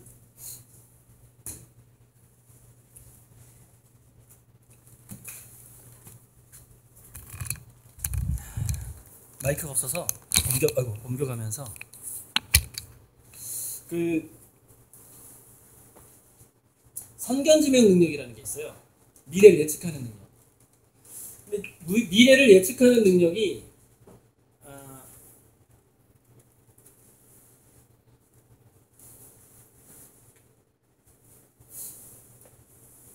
굉장히 중요해져요.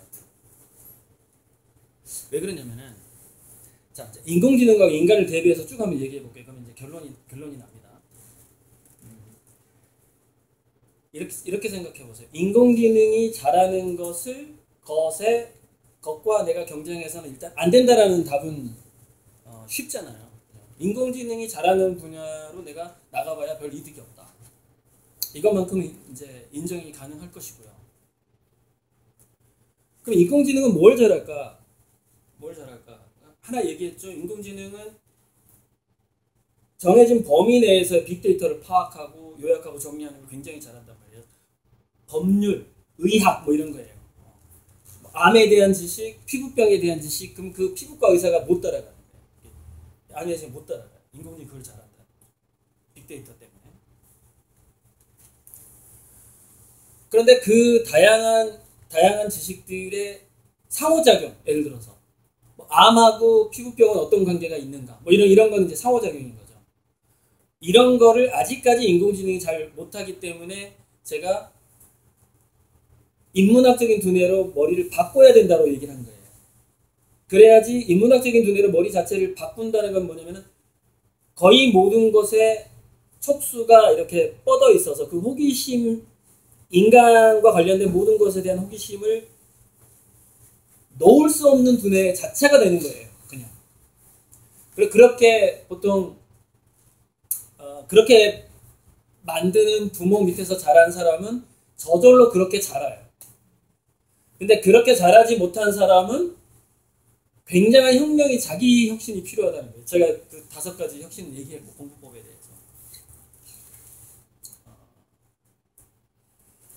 인공지능은 과거에 일어난 일에 대한 정리를 굉장히 잘해요. 과거에 이런 일이 있었고 몇 년도에 뭐가 터졌고 10년마다 경제 위기가 오고 뭐 이런 거 엄청 잘해. 분석을 엄청 잘해. 근데 미래에 올 일에 대해서도 사실 과거에 올 일을, 우리가 역사를 공부하는 것은 미래를 예측하기 위해서 한다는 얘기가 있듯이 과거를 공부한 인공지능은 보통 사람들보다는 미래를 더 잘 예측을 할 거예요. 미래를. 그런데 궁극적으로 인간보다 미래를 더 잘 예측할 수가 없어요. 인공지능의 한계예요. 그게. 불가능합니다. 그게 왜 불가능하냐면 제가 이제 양자생물학을 공부를 해봤어요. 양자생물학, 양자물리학, 양자의학, 양자생물학 이렇게 더 깊이 들어가요. 양자생물학에서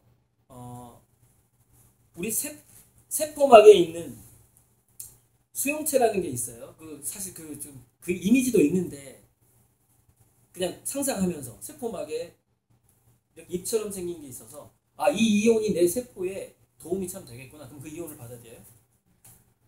그 다음에 세포 속에서 그 나쁜 물질이 생기면 그걸 밖으로 내뱉어요.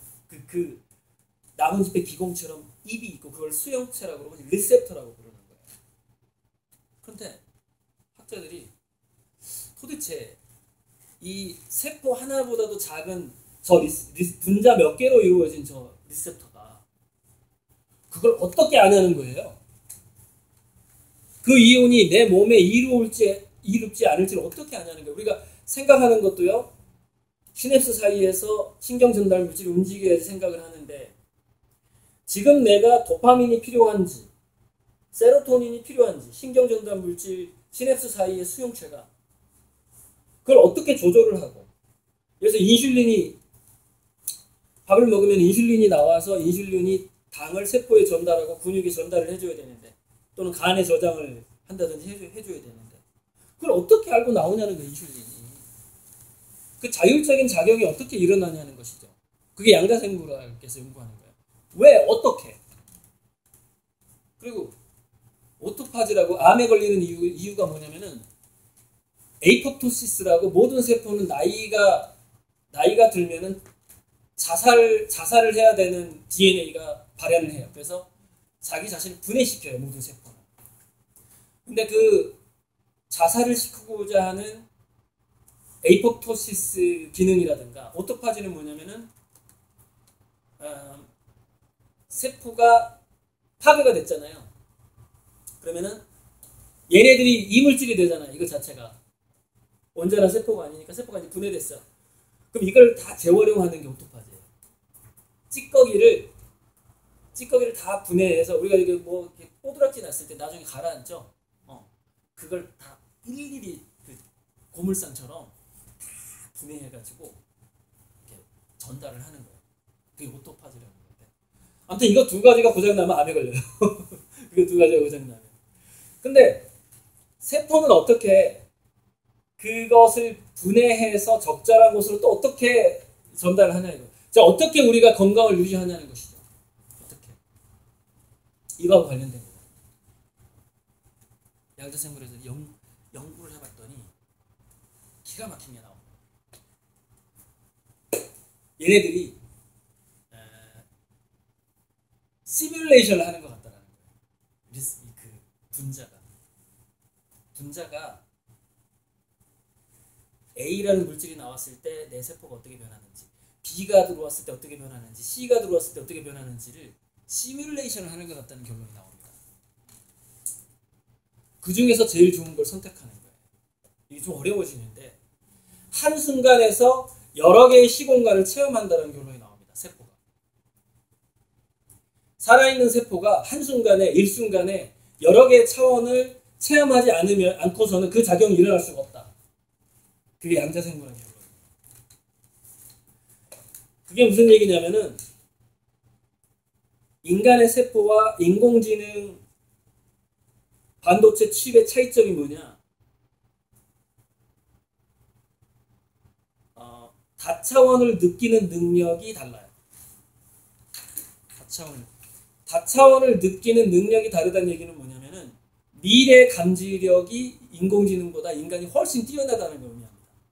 다차원 속에는 과거, 현재, 미래가 동시에 들어있다라는 게 양자물리학의 어떤 그 기본 이론이거든요. 그래서 인간과 인공지능의 차이는 뭐냐면 인공지능은 과거의 정리에 굉장히 능숙하고 인간은 미래 예지력을 미래에 대한 시뮬레이션 능력, 미래는 이렇게 될 거야 저렇게 될 거야 미래에 대한 상상력 있죠. 이쪽으로 갈 수밖에 없구나라는 거예요. 그래서 미래에 대한 상상력으로 인간이 가지 않는다면은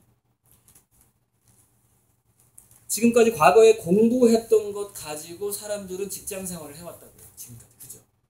그랬잖아요. 이걸로는 안 된다는 거 있잖아요. 안 된다는 거.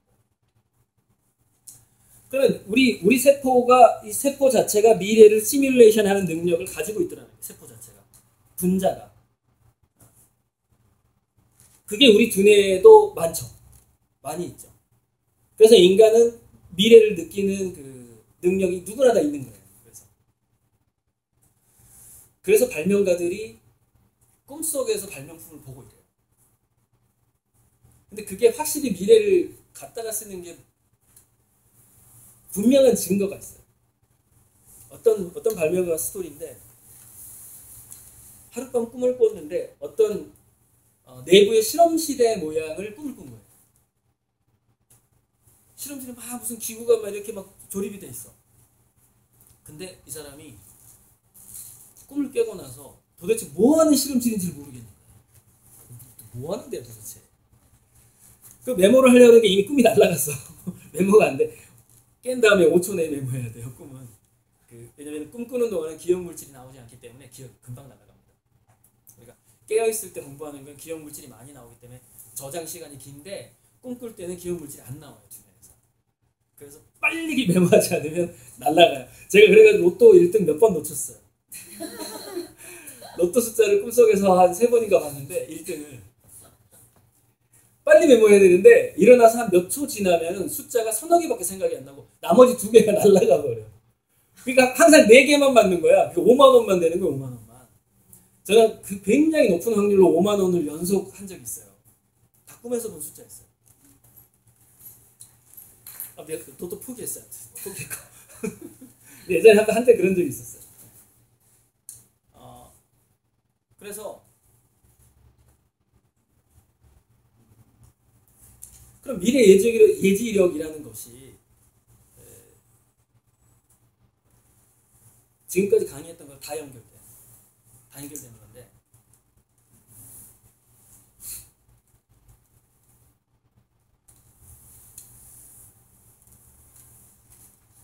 꿈을 꿀 때의 뇌파도 거의 셋업하고요. 그렇게 되는 건데 굉장히 그건 뭐냐면은 자기 무의식하고 이렇게 연결되어 있는 상태거든요. 자기 꿈을 꾼다는 것은 무의식하고 연결되어 있는데 그게 몰입 상태가 아니면은 그 상태가 안 돼요. 굉장히 그러니까 자기 내면으로 몰입되어 있는 상태가 아니면은 그런 꿈도 꿔지지도 않아요. 꿔지지도 않고 그런 상태로 몸이 바뀌질 않아요. 세포가 두뇌 자체가 그런 상태가 되질 않아요. 그래서 그 발명가가 기도를 합니다. 기도를 딱 하고 내가 메모를 못했으니까 그 실험실을 다시 한번 볼 수 있게 해주세요 하고 딱 잤어요. 그날 또 그 꿈을 꾼 거예요. 그 실험실. 그래가지고 설계도를 메모를 잽싸게 했어요. 일어나서. 그래서 이제 조수들 시켜서 만든 거예요. 만들었어요. 그래가지고 새로운 물질을 거기서 만들어냅니다. 이런 사례가 있어서 발명가의 사례 중에. 그러니까 저는 이제 그런 사례들도 발명 공부하면서 많이 이제 봤고 여러 번 봤고 꿈속에서 그 특허를 제시해주거나 아니면은 새로운 분자식을 보여준다거나 하는 그런 경우도 있어요. 꿈속에서. 어쨌건 인간은 그 시대로 가야 되는데 바로 그게 어디서 나오냐면은 아까 제가 24시간 공부법 얘기했죠. 그러니까 인간의 미래 예지력이 어디서 나오냐는 걸 얘기하는 거예요. 그게 가까워지는 방법이 뭐냐면은 굉장히 첫 번째 조건 결핍에 쫓기면 안 된다. 자기가 늘 마음이 여유 있어야 되고 릴렉스한 상태여야 되고 그 얘기 뭐냐면 자기 자신에게 결핍이 있다라는 걸 느끼는 순간 그 사람 미래 예지력이 약해집니다. 왜냐면 그 일종의 우리가 SF 영화에서 말하는 그 소스에서 멀어지는 거예요. 그 제다이 있죠, 제다이. 그 포스. 제다이 기사들이 말하는 그 포스로부터 멀어져 버리는 거예요. 자기가 그 결핍이 있다라고 느끼는 순간. 그 다차원을 느낄 수 있는 몸 상태가 로부터 자기가 멀어져 버려요. 근데 그러니까 그러려면 뭔가 확신이 있어야 되거든요. 릴렉스 하려면. 그래서 거기에서 그 확신을 얻는 데 있어서 그게 굉장히 큰 작용을 한답니다. 그게 뭐냐면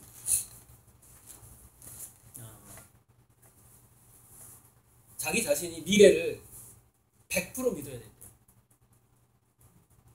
의심이 없어야 된다. 그러니까 언젠가 이거는 된다라고 믿어야 된다는 것이죠. 근데 그건 기간이 오래 걸릴 수도 있고 한데 그 확신이 또 미래에 대한 어떤 확신이 들수록 영감이 더 발달하게 됩니다. 그러면 내가 그걸 믿으니까 그 방향으로 갈 거 아닙니까? 그러면 이상하게 얘가 그걸 믿고 가면은 그 다음 단계에서 너는 이걸 해야 돼. 그 다음 단계에서 너는 이걸 해야 돼. 이걸 해야 돼. 이걸 알려주는 거야. 자꾸. 머릿속에서 떠올라. 그런 상태로 바뀌는 거예요.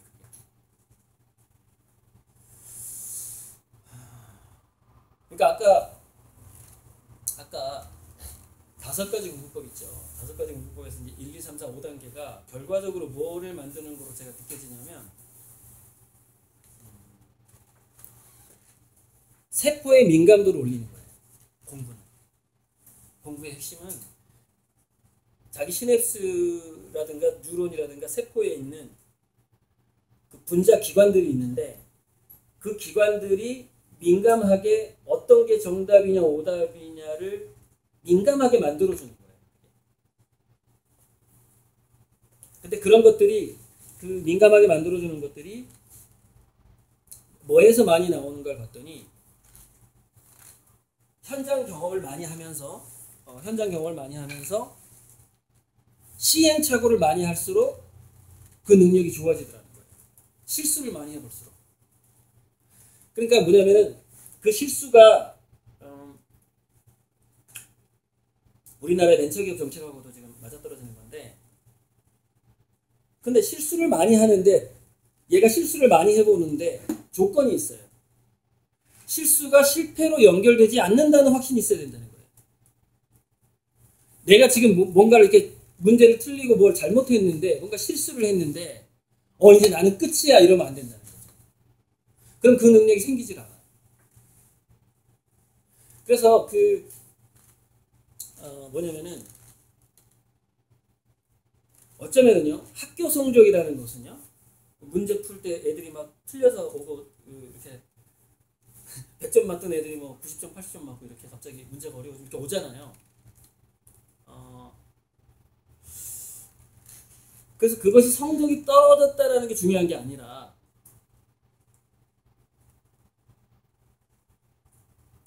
이렇게 전달을 해야 되는 거예요. 뭐냐면은 누구나 다 실수를 많이 하면서 그것을 그 실수를 경험으로 해서 성공하는 거야라는 그 기본적인 진리가 전달되게 해야 된다는 거예요. 애들한테. 애들이 뭔가 문제를 틀리든 뭐가 실수를 하든 뭘 하든 간에 늘 그것만 전달이 돼야 된다는 거예요. 그러니까 그게 전달이 되려면 그 부모가 어떻게 생각해야 되냐면은 이렇게 생각해야 된다는 거예요. 다시 이제 원점으로 돌아가는 거예요. 나는 네가 아무리 공부를 못하고 아무리 말썽을 부리고 해도 너의 미래는 뭐 이렇게 밝을 거라고 믿던지 아니면은 자기가 자본이 아주 빵빵하고 인맥이 너무 빵빵한 거야. 그래갖고 야 걱정하지 마 취직시켜줄게. 대치동 엄마 아시죠? 엄마 나 이번에 전교 1등 놓쳤어. 그랬더니 커튼을 쫙 들더니 걱정하지 마. 저 빌딩이 우리 거야. 이러는 거야. 너 저거 임대료 하려고만 해도 한 달에 100억 몇백억씩 들어오고 저거 너 관리도 못해. 걱정하지 마. 공부 안 해도 되네. 성적 떨어져도 되네. 엄마가 야단도 안 치네. 걱정하지 말래네. 거기서부터 얘네들이 시행착오를 맘 놓고 해버려요. 그게 상층 자녀들의 또 비결이에요. 3시에 약속이 있어도 2시까지 먼저 가세요. 유튜브에 올라가요. 다 했어요. 중요한 건 다 했는데. 그러니까 제가 지금 예전에 뒤에 이제 제 강의 많이 들으셨던 분도 있는데 처음 얘기하는 거예요. 이런 방식으로 제가 강의를 해본 적이 한 번도 없는데 제가 지금까지 이제 나이가 또 50이 되다 보니까 지금까지 했던 강의들을 한번 이렇게 집대성하는 시간이고 또 제가 이 이야기를 2010년에 나왔던 이 책 있잖아요. 종교poli시 소음대가다. 이걸 곧 재출판을 할 건데 오늘 강의에서 했던 얘기들을 어떻게 여기다 집어넣을까 좀 고민 중이에요. 그러니까 이제 그러니까 뭐 수학 공부는 이렇게 해야 되고 영어 공부는 이렇게 해야 되고 이런 차원이 아니에요 지금은. 그렇게 해버리면 더 얘가 결핍둔애가 돼버리는 거예요. 그러니까 뭔가 근본적으로 성적을 올리더라도 올리는 방식이 달라야 돼요. 지금은 인공지능 시대가 오고 있기 때문에.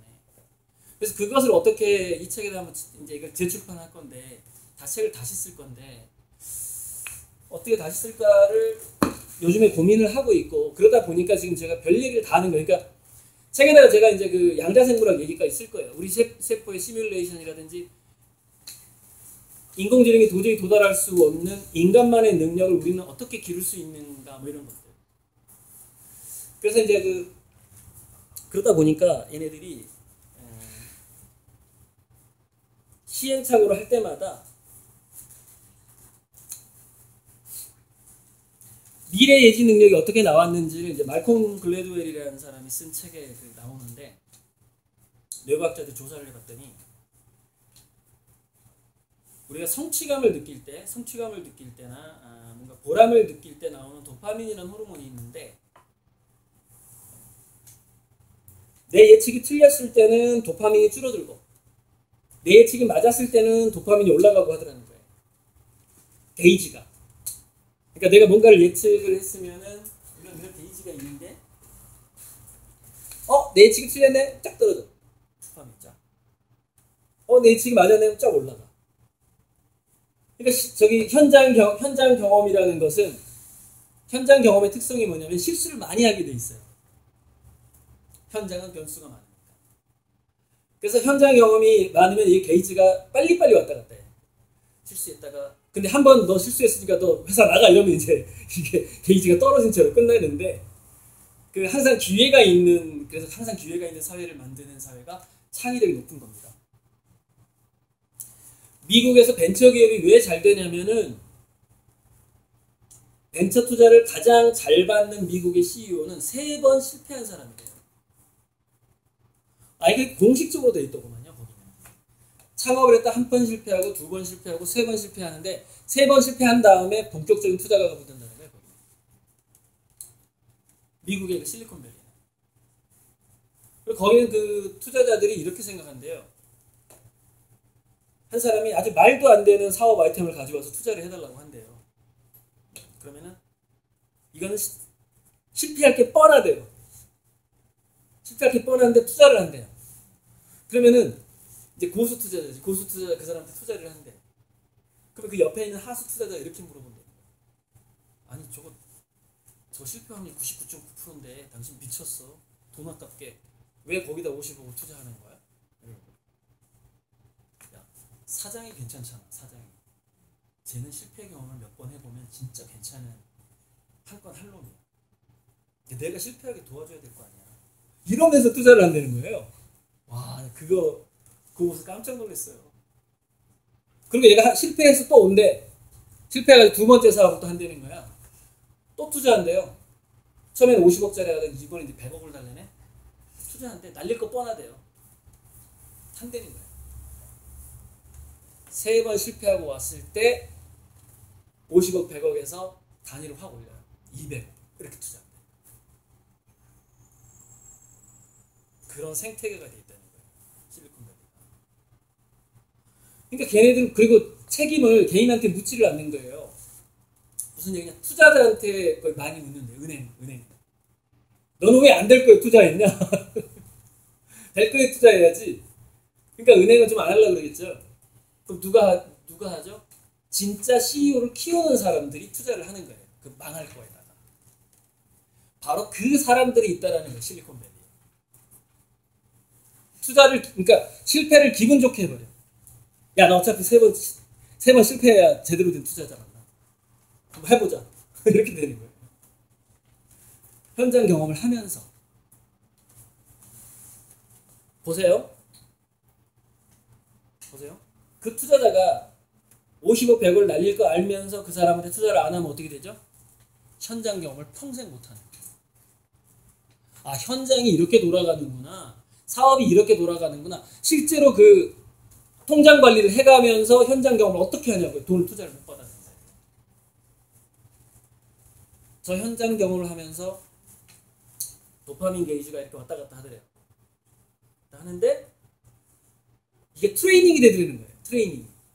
트레이닝이 돼가지고 나중에는 이 도파민 게이지가 트레이닝이 되는 데다가 얘가 이제 그 기분 좋게 막 현장 경험을 하면서 이렇게 몰입을 했잖아요. 그리고 안정감이 있잖아요. 안정감. 그러다 보니까 세포의 미래 예측 능력하고 도파민 게이지가 연결이 되기 시작하는 거예요. 연결이 되기 시작하는 거예요. 그래서 걔네들이 한 3번쯤 망해보면은 이제 거의 신적인 경제가 나요. 신적인 경제. 그러니까 미래 내가 사업을 내가 이 사업을 할까? 어느 지역에서 창업할까? 막 이렇게 물어보는 거야. 자기가 스스로 자기한테. 물어보면은 몸이 이제 될 거야? 될 거야? 아니야. 안 돼. 안 돼. 이게 거의 무당급이 되는 거예요. 무당급이. CEO가. 이거 틀린 말 아니에요. 그러니까 굉장히 그 영적인 능력을 가진 CEO로 바뀌어버려요. 이 현장 경험을 실패를 긍정적으로 해버리는 거예요. 한근태라는 사람이 일생에 한 번 고수를 만나라는 책을 썼어요. 그래서 부동산 투자의 고수, 뭐 무슨 주식 투자의 고수, CEO의 고수들을 만나봤는데 고수들의 특성에 바로 제가 방금 말한 그게 있었어요. 미래를 생각하면은 될지 안 될지가 답이 나와버린다는 거예요. 그걸 보통 촉이라고 얘기하죠.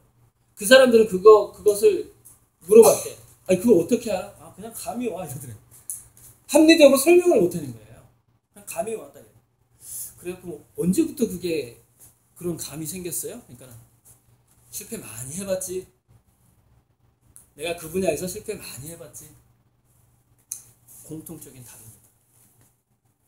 제가 그거를 뇌과학 공부하면서 그다음에 이제 각종 CEO들에 대한 이런 사업적인 얘기를 하고 또 양자생물학을 공부하면서 왜 그런지를 찾아낸 거예요. 도파민 게이지는 긍정적인 환경에서 실패를 할 때만 민감해지고 인간 세포의 미래 예지 능력은 마음이 안정될 때만 민감해져요. 마음이 안정되고 미래에 대한 확신이 있을 때 민감해져요.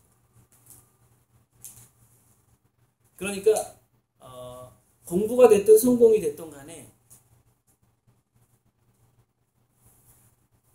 뭐죠?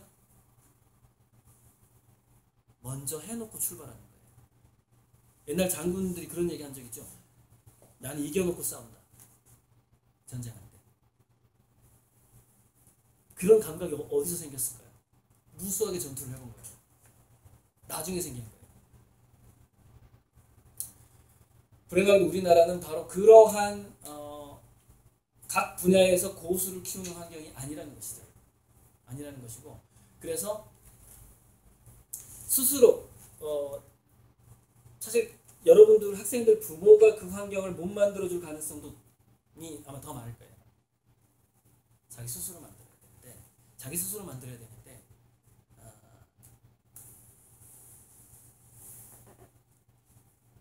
용기하고 회복 탄력성 말고는 답이 없어요.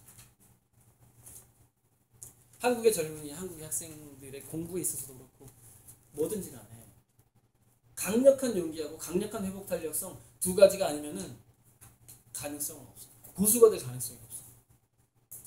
불가능해. 왜? 상류층의 자녀들하고 선진국의 젊은이들은 고수가 되는 환경을 가지고 있다는 거죠. 환경.